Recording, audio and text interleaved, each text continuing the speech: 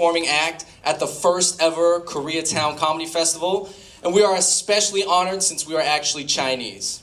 Yeah. You know, Chinese, what you guys like used to be. Like thousands of years ago.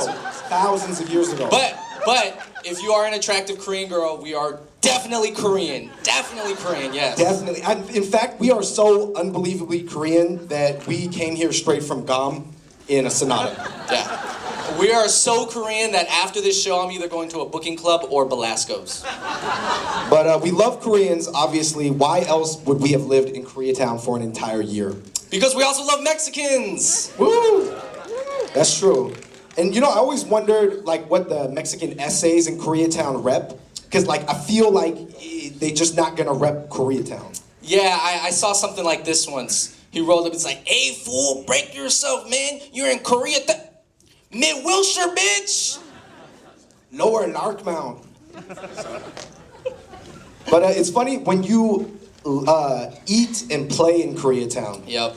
It feels a lot like a miniature Seoul, Korea. Right, but anybody who lives here knows that it feels really more like Little Guatemala. But obviously there's a lot of Koreans here. Korean people, make some noise. And one of the funny things about being, about being Chinese in Koreatown is that we always meeting people and we always have to tell people that we are Chinese. Right, and I hate telling Korean people that we're actually Chinese because they're always so disappointed. So disappointed. And I think that there is a certain joy and comfort that Korean people get from knowing that the other person is Korean. And we just take that away. We just deny them that happiness. The moment is gone, I'm sorry. And it's terrible. And especially, you can tell when a Korean girl like found out once I wasn't Korean, and she really went, "Oh, that's too bad. What could have been? Goodbye, Chinaman." It happens exactly like that. Verbatim. But living in Koreatown, you see a lot of the same like things. You see patterns reoccurring, right? You always see the drunk K-Town girls walking along 6th Street. That's a classic scene. And there's always one of them on their cell phone. It's like, "Oh my God, somebody tell Esther to come get Eunice at NRB. She totally drank way too much yogurt soju." Oh my God, she got to lead youth group tomorrow.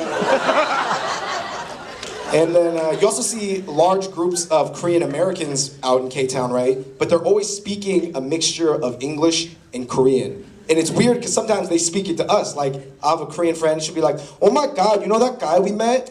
So 진짜 싸가지." What? I'm sorry, I'm not Korean. "Oh, it's okay. I accept your apology, but you should really learn." Another funny thing is,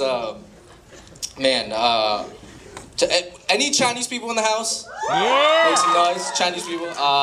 Any Chinese girls with their Korean boyfriends? Make some noise. Thought there was gonna be a few. I guess there's any Chinese guys with Korean girlfriends? Oh, we could mix a little bit more, guys.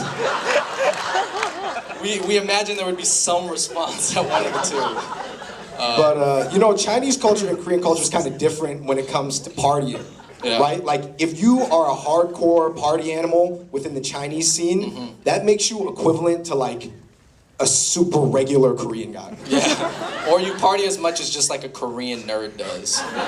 And that's because like Chinese culture is really conservative when it comes to those kind of things. Like, for example, we don't even have our own liquor. No, we don't. Like Japanese have sake, and Koreans soju, and Chinese people have boba. Guys, boba, seriously. No one has ever gotten laid off of drinking boba. Like, you never have heard of a guy calling up some girl, "Hey, Jen, hey, what's up? Why don't you bring some of your girlfriends over to our place tonight? Yeah, we got some drinks, we got some boba, we'll take some drink, we'll have a few, get a nice little caffeine buzz, see what happens, see where the night takes us." That has never happened. Never. Ever. See, there are soju babies, but there are never boba babies. And another thing I noticed is my Korean friends, they always correct me on my Korean pronunciation, which is really interesting because we're not Korean, and they know that. Yeah. I told my friend, I was like, yeah, I had some really good chicken at Kayo-chan. And she was like, don't you mean Kiro-chan? Or after the club, I was like, yeah, you guys, let's go to Hodori. And the guy was like, ha, you mean Hodori? No, man, Hodori. That other thing you said just sounds way too Korean. I don't know. Cause you never hear me be like, dim sum? Don't you mean dim sum? Or you never like, Kung Pao chicken. You must be referring to Kung Pao chicken. You say, go order some Gong Bao Ji thing at Panda Express and see what they say. But the final thing that I think is really different between Chinese culture and Korean culture is the restaurants. Yeah, Koreans, oftentimes when you go to a Korean restaurant, you might actually get better service than a non-Korean. But at a Chinese restaurant, everybody gets bad service. Everybody. And you might be Chinese, you walk in, okay, what do you want to eat? Well, here's your food, okay, here's your check, okay, bye-bye, bye-bye. At the Chinese restaurant, we make sure that it is equally hard for everybody to get a hold of a waiter. And that the bathroom is dirty for everyone. 谢谢, thank you. Thank you, everybody. That's our time with the Fung Brothers. Yo, thank you, Koreatown. Peace. Thank you, Koreatown.